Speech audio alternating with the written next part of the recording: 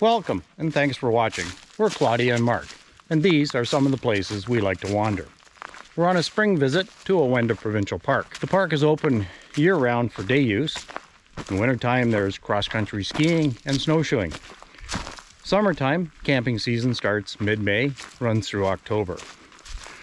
We'll start at the Trail Activity Center and explore the beaches and trails the park has to offer. I'll include links down below so you can jump to any portion of particular interest. At the end, I'll include trail maps which show routing and elevations. See 'em wander, Awenda Provincial Park.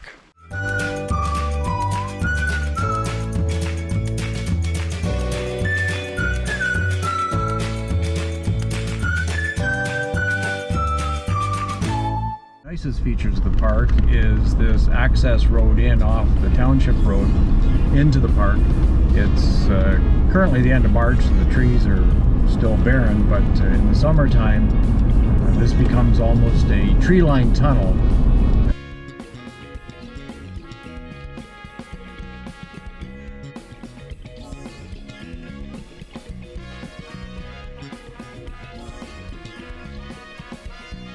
This is the parking lot, the winter day use parking lot, and also the trail and activity center. And during the summertime there's an amphitheater here where they do presentations, and during the winter this is where you park to access the cross-country ski trails. It's just the end of March now. Snow is pretty much gone, but still some lingering piles in the parking lot. One very nice feature is this cabin they have here. If you're cross-country skiing or here hiking in the wintertime, there's a wood stove inside and you can access that and warm up your lunch if you like, and sit inside and enjoy a nice warm cozy lunch. So we'll hit the trails. There's a number of trails up here at Awenda Park, and we'll have a look at those.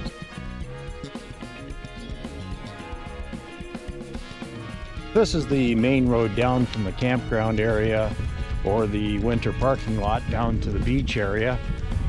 And we're just coming around the corner here. We can get our first glimpses out towards Georgian Bay. And it's a nice easy walk, a bit of a steep hill coming up, but certainly not too bad.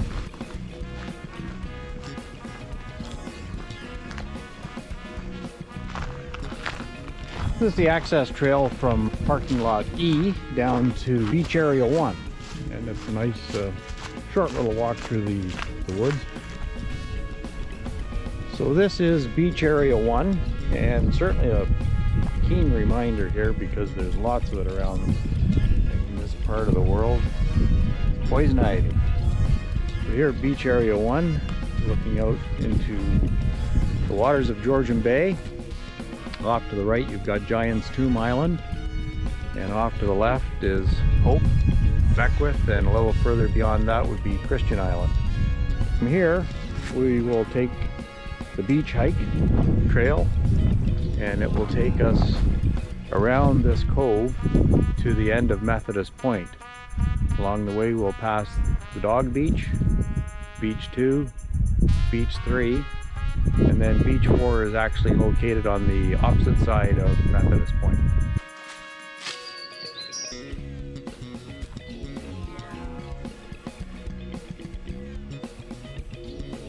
The beach trail to beaches 2, 3, and 4, it's been repaired since last year. Last year we had extremely high water levels, and the water was actually coming right up to the trail. It's receded back to a more normal level now, still above its long-term average for Georgian Bay, but considerably lower than it was last year. And the trail has been repaired so that it's again a very easy walk to beaches 2, 3, and 4.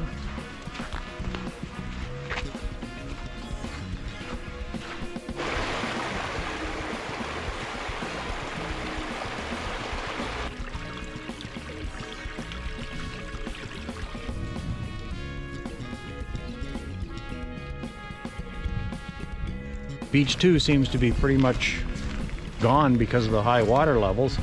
Leaves us with beaches 3 and 4 to go explore.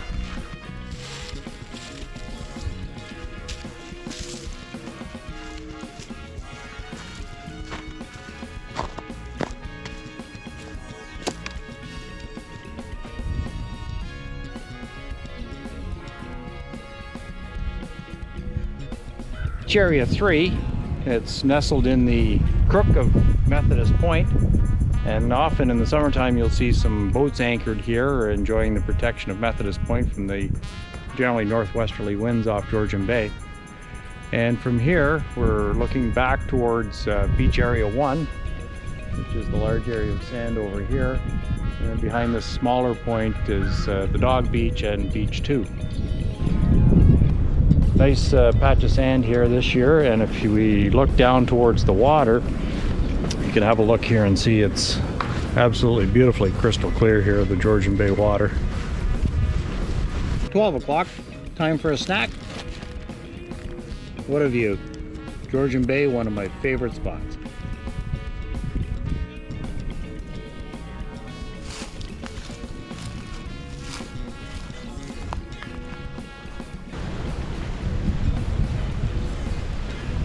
Beach Area 4, we're now facing west, which is the more windward side of Methodist Point. We're looking out to Christian Island off to the right and Thunder Bay to the left. Beach 4 is a little smaller this year again with the high levels of water.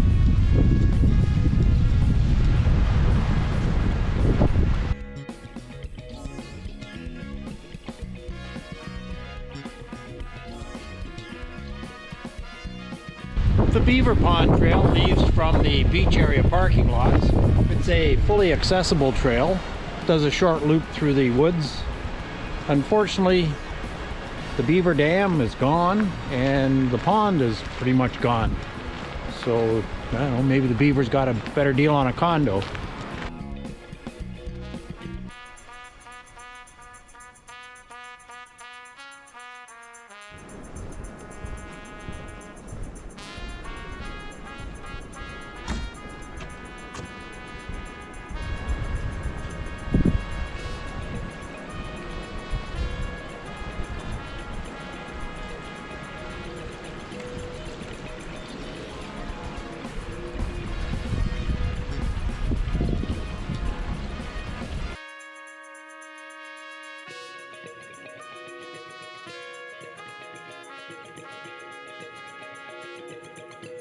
The Nipissing Trail is a 500-meter cut through the woods that goes up and down the Nipissing Bluff using a 155-step staircase. It's a shortcut, if you like, through the woods that'll take you to the Bluff Trail, which then you can connect through there to the campground.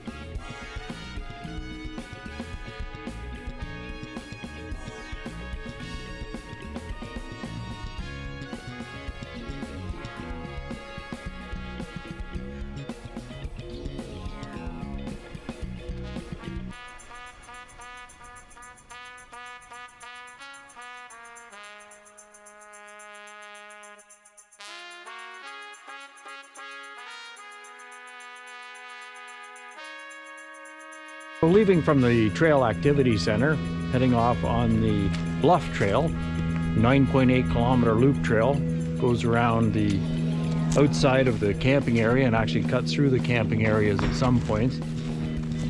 It's 9.8 kilometers, fairly level, not overly strenuous. Start of the trail here is wide open, flat, very well maintained trail, easy walking surface. The access trail joins the loop, so this will take us across the main access road into the park and then through the campgrounds, loop around towards the bluff, back around by the group camping areas, and then back to here and back the access trail back to the activity center. We're coming to a turn in the trail here. We're entering into the campground area. And the trail does meander through a few of the campgrounds. There's 6 different campgrounds in the park. There's a tree that could cause some trouble.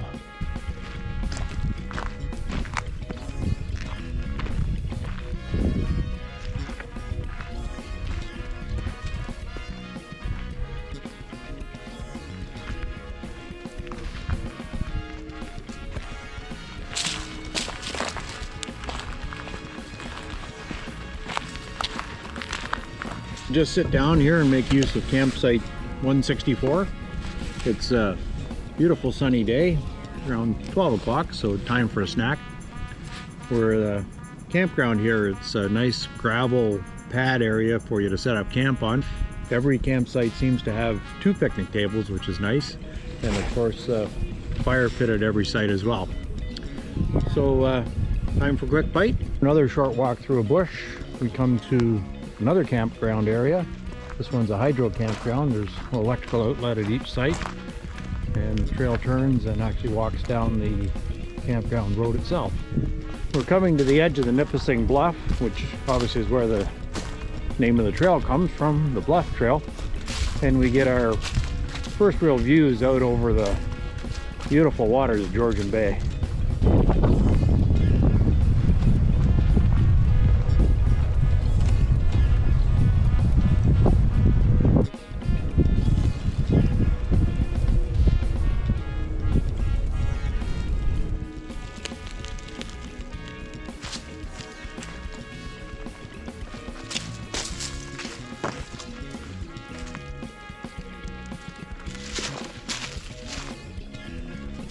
So at this point, the Bluff Trail meets the Nipissing Trail. The Nipissing Trail takes you down a 155-step staircase down the Nipissing Bluff and takes you to beach area parking lot.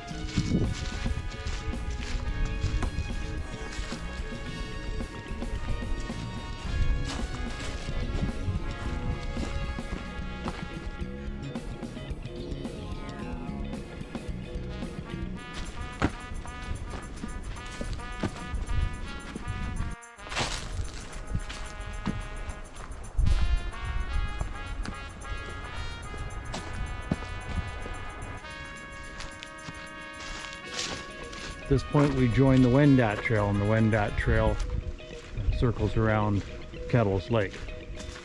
We'll continue on the Bluff Trail, making our way back towards the junction, the Activity Trail Center.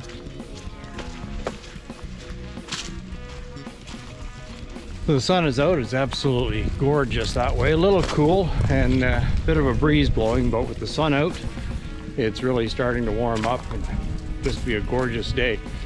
It's very quiet here on the trail today.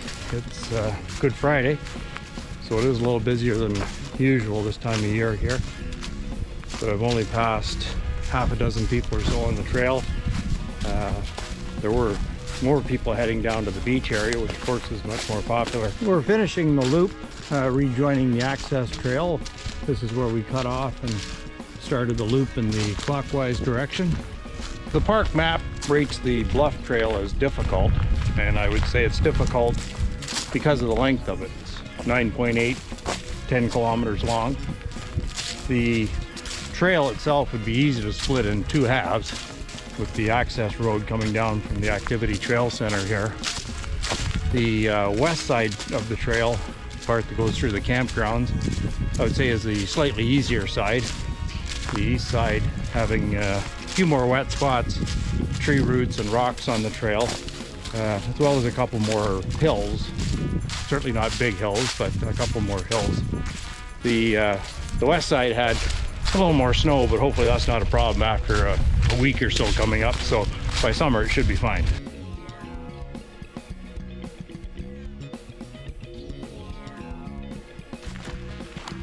The Brûlé Trail. It's a 2.3 kilometer trail, starts at the Trail Activity Center, follows the same initial trail as the Bluff Trail, but then turns off and heads directly into the campgrounds.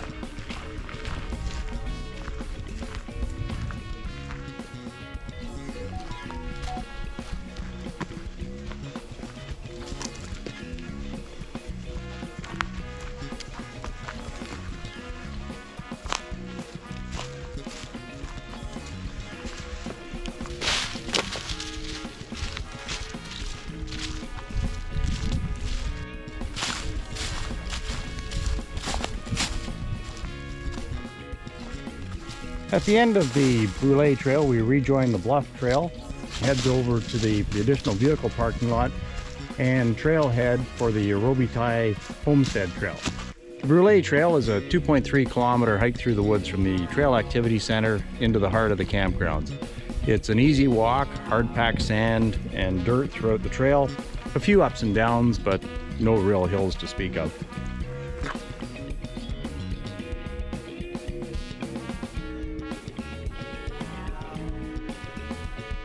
The Robitaille Homestead Trail begins at the additional vehicle parking lot in the center of the campground area. The Homestead Trail celebrates the Robitaille, a French-Canadian family that farmed this area from 1917 through to 1948. And it features their house and barn foundations and takes us to a bluff overlooking Georgian Bay. The trail is rated as difficult, 1.4 kilometers in length. We start with a uphill climb, not too strenuous or steep, but certainly more than we've seen on the other bluff or brule trails. The trail passes through a sugar maple bush, which in areas outside the park, sugar maple tapping is in full swing right now. With the cool nights and warm days in spring, it's a great time for the sap to be flowing and the trees to be tapped.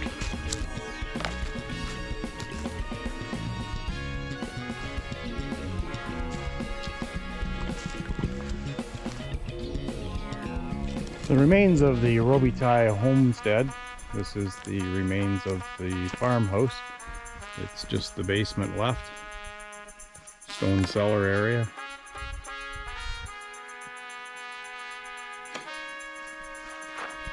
And a bench in memory of Eugene and Adelaide Robitaille. The remains of the barn. Again, the stone foundation is all that's left, and a little bit of the machinery. Robitaille was a French-Canadian family, farmed here in the early 1900s.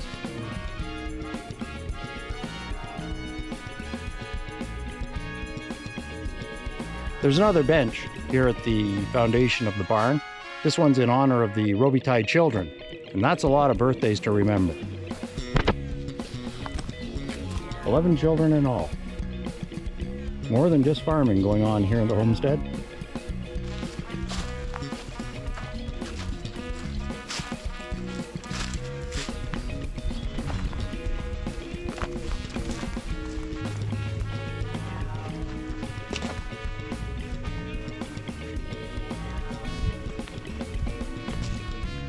At the end of the Robitaille Trail, there's a lookout with a view over Georgian Bay. It's spring now, and the leaves aren't out yet, but I would imagine in the summer, this becomes pretty closed in with the leaf cover. We're looking out down to the right towards the west side of Methodist Point, and further out to the islands of Beckwith and Hope. There's a bench here at the end of the trail, dedicated to the descendants of Eugene and Adelaide. Makes a nice spot for a quick break.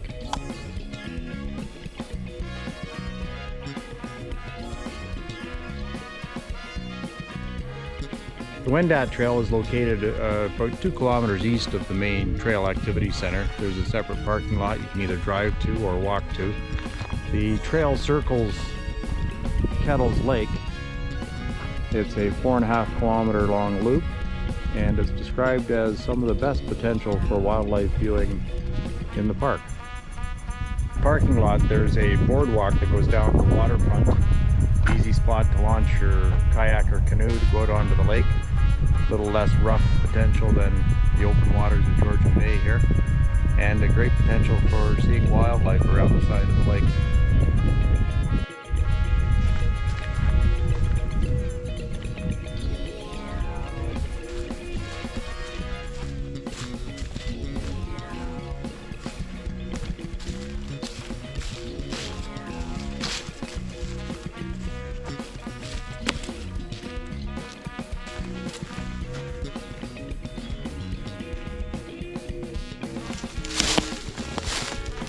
Incredible power of the wind. Look at this tree. It's been snapped by the wind, fallen in 2 different directions.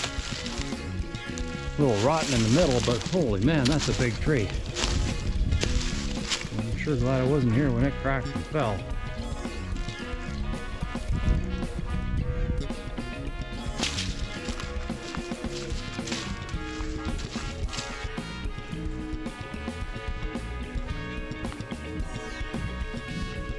On the far side of the lake from the parking area, There's a short boardwalk that goes across a entrance from the main part of the lake. Goes over into a marshy area on the other side of the boardwalk.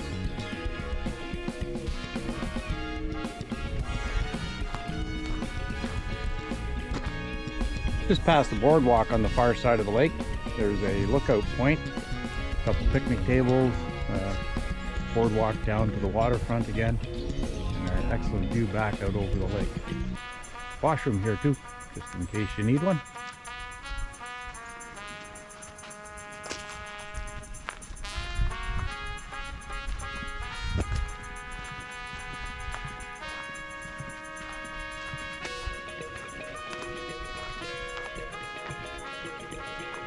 The Awenda Trail circles Kettles Lake. It's a 4.5 kilometer loop trail. The trail bed itself is in great shape, hard packed sand and dirt. The odd route, the odd up and down, but certainly nothing difficult. I went counterclockwise direction from the parking lot, and the first part from the parking lot around to the boardwalk, it's pretty much through the woods. From the boardwalk and the lookout on the far side of the lake, the trail back to the parking lot certainly affords you much better views of the lake.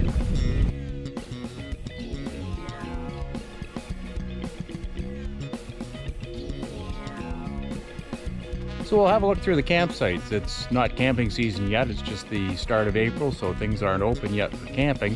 But we'll start here at the park gatehouse, and it's the parking area where you'd stop and register. And behind is the park gatehouse, which you'd get your permits from.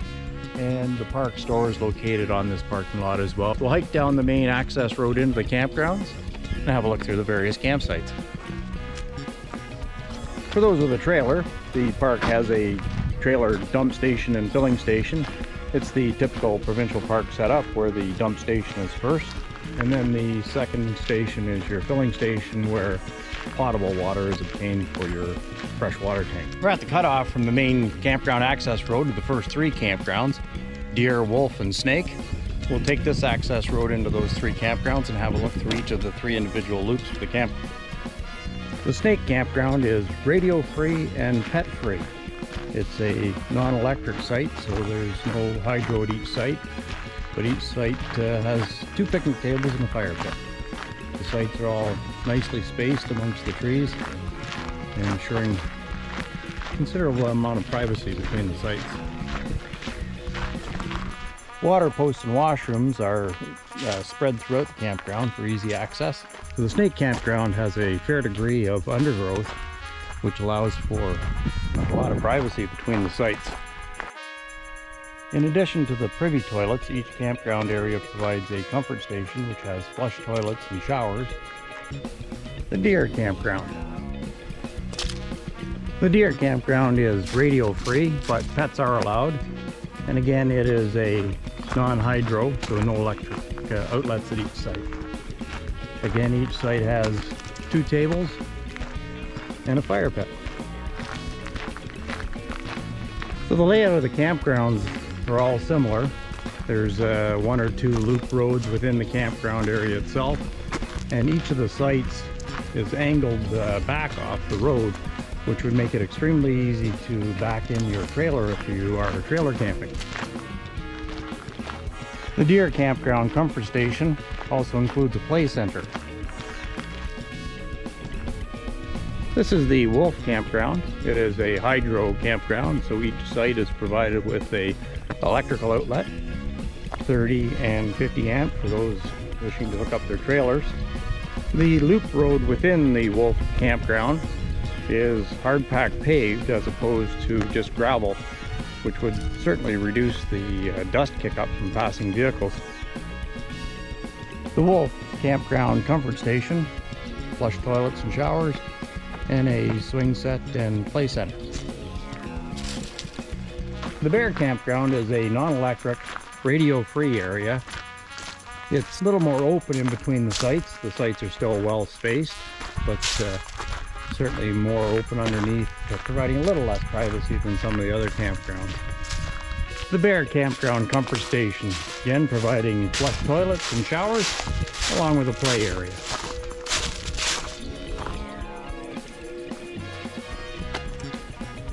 The Hawk Campground is a mixture of electrical and non-electrical sites.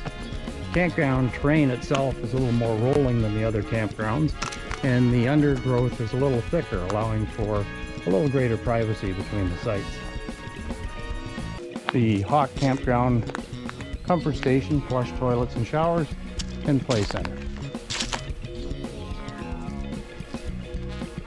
The Turtle Campground offers non-electric camping in primarily deciduous forest. The first 4 campsites are in a tall pine bush, and there's some more pine located in the area of the comfort station. The sites are well spaced, with a good amount of undergrowth between the sites, affording a good amount of privacy. The Turtle Campground comfort station and play center. A few general rules like any provincial park: no cutting of trees or removing bark, no burning of underbrush or deadfall, no excessive noise at any time, and no washing your dishes at the water taps. The Stone Cottage is the only roofed accommodation available for rent at Awenda Park. It's located in the vicinity of Beach Area 1 at the end of its own private road and has its own private beach. If you're looking for a real gem, the Stone Cottage is something you should look into. Walking along to the old Stone Cottage here at Awenda, following some, looks like coyote tracks. Not super fresh, they've been snowed in from overnight. A little bit of rabbit track, coyote track. Haven't seen any deer yet, but there's some deer around. Here we are at the old Stone Cottage. Beautiful, beautiful setting right here on the shores of Georgian Bay.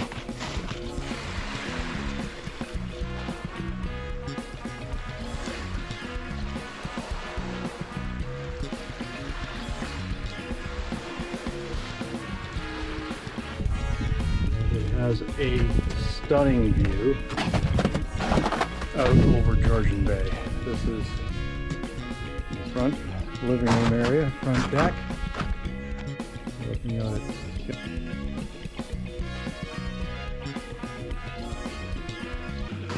Welcome to 2021. Happy New Year. Awenda Park in January. It's a beautiful day, the sun's shining, blue sky, about -4 degrees Celsius. The cross-country ski trails are all track set, in beautiful condition they look. Just out for a hike down the roads. Of course, you have to stay off the cross-country ski trails unless you're skiing. You can snowshoe through the bush, down the side roads.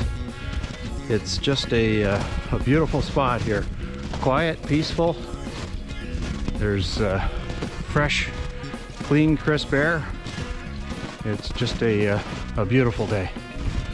So hope you're able to get out and enjoy this sort of scenery. It's absolutely stunning.